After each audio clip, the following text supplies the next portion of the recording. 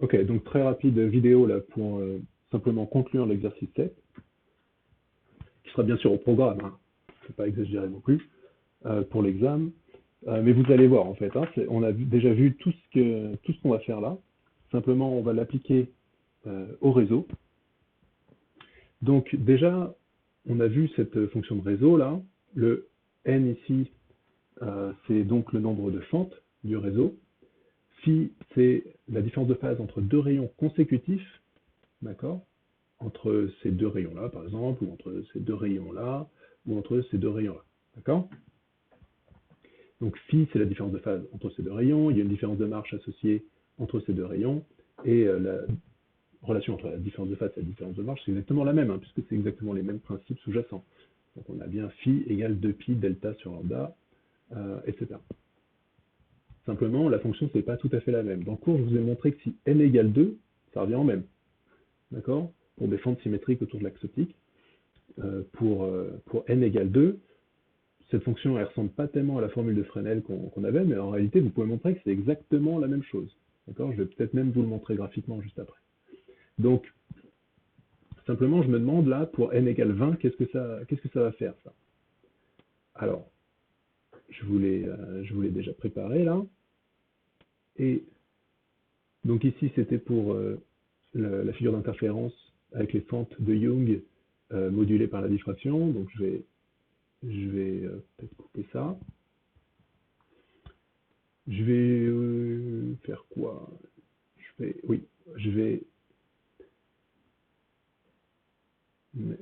directement vous montrer la fonction de réseau. D'accord? Pour la longueur d'onde verte, par exemple, ça va faire ça. D'accord? Pour n égale 2. Donc ici, j'espère que vous voyez, j'espère que ça passe là. Je trace simplement la fonction de réseau, d'accord? Et grâce à ce curseur-là, je peux régler le nombre de fentes. Ici, j'ai mis n égale 2. Okay, et j'ai bien une fonction sinusoïdale comme ça, qui ressemble beaucoup à ce que je vous montrais tout à l'heure. Et effectivement, si je fais apparaître la fonction qu'on avait déjà écrite pour l'interférence de des rayons, ben, elle se superpose parfaitement. On ne voit pas la différence. Parce que on peut montrer que ce sont exactement les mêmes fonctions. En fait, celle-là, quand n égale 2, devient ni plus ni moins qu'un cos carré de phi sur 2. D'accord? Allez voir le cours pour plus de détails, enfin pour le développement, pour la preuve de ça. En tout cas, ma fonction de réseau pour n égale 2, elle ressemble à ça. Et si j'augmente n, qu'est-ce qui se passe? Pour n égale 3, ça fait ça. Pour n égale 4, ça fait ça. Et vous voyez qu'en fait, j'arrive, en augmentant le nombre de fentes comme ça, à ne faire apparaître que les maxima. Si je retrace la fonction que j'avais pour deux rayons, à chaque maxima que j'obtenais, à chaque frange brillante, qui avait une certaine largeur, j'obtiens maintenant un pic très fin. Et plus j'augmente n, et plus je vais affiner ce pic. Et c'est en fait à ça que vont nous servir les réseaux, d'une manière générale. Vous vous souvenez, ça c'est l'éclairement en fonction de sinus θ que je trace. Il max à 1, et des fois vous voyez des petits glitches là, lui par exemple il n'est pas à 1, mais ça c'est juste le logiciel, hein, quand il fait son tracé, il a du mal à calculer ou quelque chose comme ça, et du coup il montre pas que ça va à 1, mais c'est juste une erreur d'affichage. En réalité ça va bien jusqu'à 1, simplement les franges brillantes sont beaucoup plus fines que quand on a simplement deux rayons. D'accord? Et je vous ai expliqué ça dans le cours aussi. Hein. Donc je ne vais pas vraiment revenir dessus là. Allez voir si vous voulez l'explication de ça. Pourquoi pour plein de rayons on a des franges plus fines que pour deux rayons, allez voir la vidéo du cours. Simplement, cette fonction-là, on va la multiplier ensuite par la fonction de diffraction. Hein. C'est diffraction fois la fonction de réseau. Et la fonction de diffraction ne change pas par rapport à précédemment, parce que la fonction de diffraction, si je remonte jusqu'à ce qu'on avait fait avant, la fonction de diffraction, elle s'écrit comme ça, dépend de petit a, de la largeur de la fente, mais c'est tout. pas du nombre de fentes, et donc ce sera la même. D'accord? Donc je peux la tracer là. Diffraction pour la longueur d'onde verte, j'ai dû la placer quelque part. Voilà. Elle est là. Du coup, quand je vais faire le produit des deux, comme la fonction de réseau a un axe à 1, eh ben, elle va être enveloppée par la fonction de diffraction. D'accord? Donc si je fais le produit des deux, j'obtiens ça que vous ne pouvez pas voir puisque c'est superposé pour une partie. Donc je fais ça et voyez, ça fait cette figure-là. En réalité, on ne voit pas la fonction de diffraction, hein, et on observe que cette figure. Donc des franges très fines qui sont enveloppées par le phénomène de diffraction. Donc l'ordre d'interférence, qui va toujours être la même chose, hein, c'est la même position des franges, etc., que ce qu'on avait tout à l'heure, pour seulement 2 rayons. Mais simplement, et donc ce sera limité de la même manière par le phénomène de diffraction. Simplement, maintenant, les franges sont plus fines. Alors, quelque chose que je n'avais pas dit tout à l'heure aussi, peut-être que j'aurais pu vous dire, j'en profite maintenant, c'est que si je regarde la figure de diffraction, je n'ai pas tellement mis l'accent là-dessus, là, mais la diffraction pour la couleur verte et la diffraction pour la raie jaune, en fait, elles sont un petit peu différentes, puisque le premier minimum, on le sait, la demi-largeur de la tâche de diffraction, c'est lambda sur A. Sinus θ1,5 égale lambda sur A. D'accord? Et du coup, comme on a la longueur d'onde du jaune qui est un peu plus grande que la longueur d'onde du vert, eh ben, ce minimum-là, qui correspond au jaune, bon, ici elles sont de la même couleur, mais vous avez repéré quel est le jaune, puisque c'est celle qui a la longueur d'onde la plus grande, et donc qui s'annule un peu plus loin. Donc, tout ça pour dire que ces fonctions ne sont pas tout à fait les mêmes. D'accord? Pour le jaune et pour le vert. Enfin, il n'y a pas énormément de différence là. Donc, on va supposer que c'est les mêmes dans la suite. Donc voilà, en tout cas, pour mon réseau, là, j'obtiens ça pour le jaune, et pour le vert, en fait, si on trace, j'obtiens ça aussi. Et vous voyez déjà que les ordres, en fait, maintenant, les raies qui correspondent aux ordres 1 et 2 sont déjà séparés, en fait. Hein. Si je zoome là, s'il me laisse le faire, parce qu'il est un petit peu long là,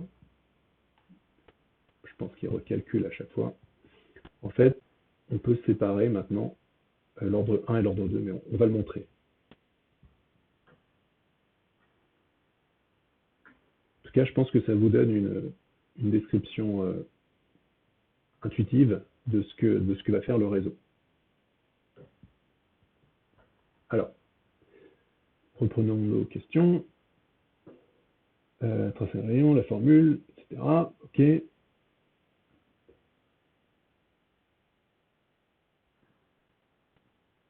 Là, peut-être je devrais rappeler, je vous l'ai dit à l'oral, hein, mais je vais l'écrire, que phi ici, c'est égal à 2pi delta sur lambda. Simplement, phi ici, c'est la différence de phase entre deux rayons, et delta, c'est la différence de marche entre deux rayons. Ensuite, on me demande quelle est la position des franges brillantes sur l'écran. Eh bien, comme on a la même formule, la position, c'est la même que ce qu'on avait avant. D'accord? Pour l'ordre 0, l'ordre 1 et l'ordre 2, j'obtiendrai les mêmes positions de franges brillantes. Pour les centres des franges brillantes, si vous voulez.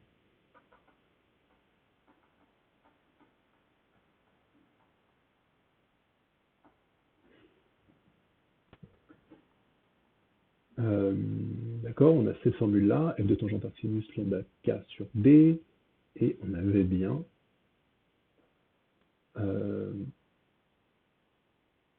si je remonte, f de tangente arc sinus lambda k sur d. D'accord? Donc je réobtiendrai si je fais le calcul, j'obtiendrai la même chose, c'est la même formule. Donc j'obtiendrai exactement le tableau là, d'accord? Avec les mêmes écarts entre chacune des raies. Simplement, ce qui va changer maintenant, c'est justement les demi-largeurs de franges brillantes.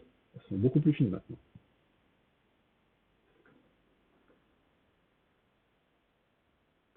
Alors, attendez. En fait, ça, c'était pas la 8. Hein, c'était toujours la 7. Hein, c'est la conclusion de la 7 hein, que je viens d'écrire. Et je vais passer à la question 8 juste après, qui justement me demande de calculer la demi-largeur des franges brillantes. D'accord? Et on me dit que la demi-largeur des franges brillantes est définie par delta phi égale 2pi sur n. Et ça, c'est assez logique parce que quand vous regardez la fonction de réseau et que vous remplacez phi par exemple par 2pi sur n, donc imaginez que vous êtes au centre, donc phi égale 0, et puis vous vous décalez un peu et vous voulez savoir de combien il faut se décaler en termes de phi par exemple, donc, ou en termes de θ, pour avoir le premier minimum. D'accord? Donc vous avez la demi-largeur de la frange centrale. Et bien, vous voyez qu'ici, pour avoir le premier zéro, il faudra que vous ayez un sinus pi. D'accord? Pour avoir un sinus pi, il faudra que phi égale 2pi sur n. Si phi égale 2pi sur n, vous allez avoir 2pi sur n fois n, ça va faire 2pi divisé par 2pi. D'accord? Donc vous allez avoir votre zéro comme ça, votre premier zéro comme ça. Ok? Juste après le maximum. Donc si delta phi égale 2pi sur n, on obtient une demi-largeur, on s'est décalé d'une demi-largeur de frange brillante. Ok? Delta phi, c'est aussi égal à delta de 2pi delta sur lambda. D'accord? Donc, c'est égal à delta de 2pi d sinus θ. Ici, d, c'est le pas du réseau. Je vous ai dit, c'est la même différence de marche que ce qu'on avait calculé tout à l'heure, sauf que d, c'est maintenant, il n'y a plus que deux fentes, il y en a n. Donc, d, c'est la distance entre deux fentes consécutives. D'accord? Ici, 2pi d et lambda, ça ne change pas, donc je peux les sortir de la variation, là.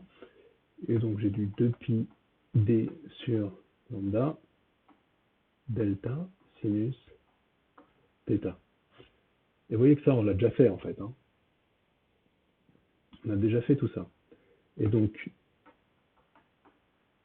ça me va me faire du cos θ delta θ, parce que la dérivée de sinus θ, c'est cos θ. Donc, delta sinus θ, c'est cos θ delta θ. D'accord? Simplement, maintenant, au lieu d'égaliser avec pi, j'égalise avec 2pi sur n. Vous voyez que si n égale 2, ça revient à égaliser avec pi. Donc, je dis tout ça égale 2pi sur n. D'accord? Et j'obtiens delta θ égale... Alors, les 2pi, du coup, ils se simplifient. D'accord? Donc, delta θ, ça devient égal à lambda divisé par d, on va dire par n, d cos θ.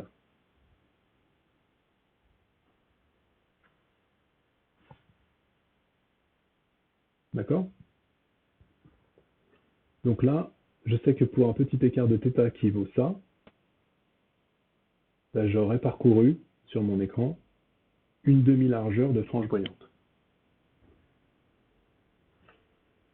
X, c'est toujours f2 tangente θ. On l'a écrit énormément de fois, ça. Donc delta x, c'est toujours f2 sur cos carré θ fois delta θ. D'accord? Donc je remplace le delta θ ici pour avoir le delta x, donc la largeur sur l'écran la demi-largeur sur l'écran d'une frange brillante, et delta x, ça va être donc égal à f2 lambda sur n b cos cube θ. Donc tout à l'heure, c'était la même chose qu'on avait trouvé, hein, sauf que c'était 2D cos cube. Vous vous souvenez? Bah, si je remplace n par 2, si j'ai deux fentes, effectivement, j'obtiens bien la même chose. Ok, et puis bah, comme tout à l'heure, on va dire que θ est assez petit, et donc cos θ, c'est à peu près égal à 1, et du coup, cos cube, c'est à peu près égal à 1, et du coup, ça, c'est à peu près égal à f de lambda sur nd. Et en fait, ça, pour le vert et pour le jaune, c'est quasiment la même chose, hein, si vous le calculez. Vous trouvez à peu près 0,8 mm. D'accord? Donc en fait, maintenant, ça devient quelque chose de très fin par rapport à la distance entre les maxima d'intensité lumineuse. Je ne les ai pas dépassés. On a dit 0,8 mm de demi-largeur. Et pour k égale 1, on avait 0,9 mm de distance sur l'écran entre deux pics, entre deux franges, entre le centre de deux franges brillantes. Ça veut dire quoi? Ça veut dire que la distance entre les franges brillantes, du vert et du jaune, à l'ordre 1, est plus grande que la demi-largeur de chacun des pics. D'accord? Comme ce qu'on voit ici, en fait. Hein. Donc, on arrive à distinguer les raies, effectivement, si on utilise un réseau. On n'arrivait pas à les distinguer si on utilisait seulement deux fentes, mais avec un réseau, on les distingue. D'accord? Donc, frange séparée pour les ordres pour k égale 1 et k égale 2. Ça, c'était la question 8. Question 9. En prenant en compte la diffraction, quel est l'ordre maximal des franges que l'on peut voir à l'intérieur de la tâche de diffraction? Autrement dit, quand je regarde mon système de franges là, obtenu avec le réseau, quand je considère le phénomène de diffraction, combien de franges j'ai dans la tâche principale. D'accord? Donc là, j'ai k égale 0, k égale 1, k égale 2, k égale 3, k égale 4, 5, 6. D'accord? Si j'ai bien tracé mes courbes et que je fais bien le calcul que je vais vous montrer juste après, je devrais obtenir qu'on ne peut pas avoir les franges au-delà de k égale 6, hein, à cause du phénomène de diffraction qui limite l'intensité lumineuse pour les ordres élevés. Donc, sur les côtés de la tâche, si vous voulez. Alors, comment on va faire ça? Eh bien, la demi-largeur, je vais vous la retracer là, la demi-largeur de la tâche de diffraction, elle est déterminée par lambda sur A. Hein, vous vous souvenez? Du coup, il ne faut pas que je regarde des θ inférieurs ou des sinus θ inférieurs à lambda sur A. Parce que le sinus θ qui est associé à la diffraction, donc on n'a qu'à appeler ça θ1,5, en espérant que je n'ai pas déjà utilisé ça, mais je ne crois pas. Le θ, donc la demi-largeur de la tâche principale est définie par sinus θ1,5 environ égal à lambda sur A. Et alors c'est vrai que c'est pas la même chose pour lambda V et lambda J, mais c'est quasiment pareil. Si je retrace la diffraction pour le vert, vous voyez, ça tombe quasiment au même endroit, ça va pas changer grand-chose.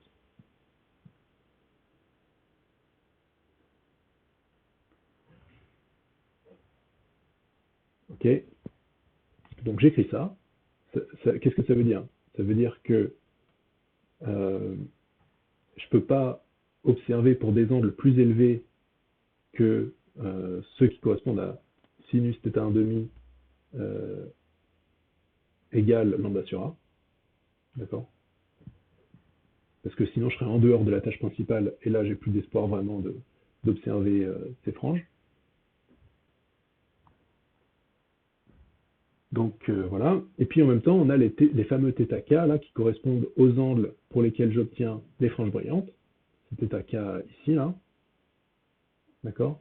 Et je sais que ça, c'est défini par sinus θk égale k lambda sur d. D'accord? Donc si je me repose la question ici, où sont les franges brillantes? Pour quels angles j'obtiens les franges brillantes? Bah, c'est comme d'habitude, on a delta sur lambda égale k quand ça arrive. D'accord?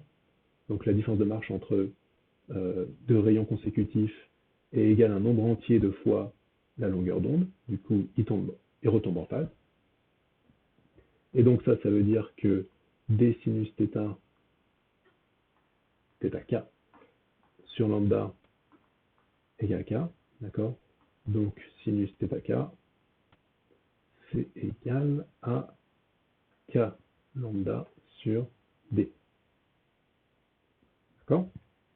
Donc ça me donne la position des franges brillantes.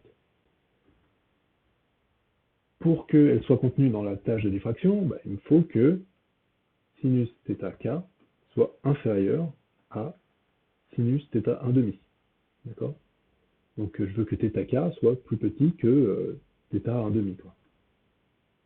Sinon, je dis les franges sont en dehors de la tâche de diffraction, et donc je ne peux même plus les voir. Tout ça, c'est limité à cause de la diffraction.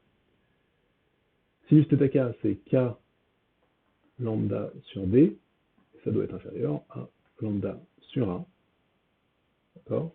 Et on voit que du coup, je vais voir uniquement les ordres tels que k est inférieur à d sur a. Strictement inférieur. D'accord? D, c'est 7 microns, A, c'est 1 micron. Du coup, K est strictement inférieur à 7. Est-ce que ça marche? Ici, j'ai K égale 0, 1, 2, 3, 4, 5, 6, et je ne vois plus rien. Donc effectivement, je peux voir que les 6 premiers ordres, ou les 7 premiers ordres en comptant le 0 si vous voulez, mais je peux voir les franges brillantes que jusqu'à K égale 6. D'accord? Qui est strictement inférieur à 7. Et pour K égale 7, bah, je ne peux plus voir les franges brillantes, et pour K au-delà non plus. D'accord? Eh bien écoutez, c'est la fin de cette vidéo-là. J'espère que vous la regarderez, j'espère que vous vous préparez bien, j'espère que vous vous reposez quand même de temps en temps. Et puis, a priori, c'est la dernière vidéo que je posterai de toute manière. Donc, écoutez, bon courage et à une prochaine fois.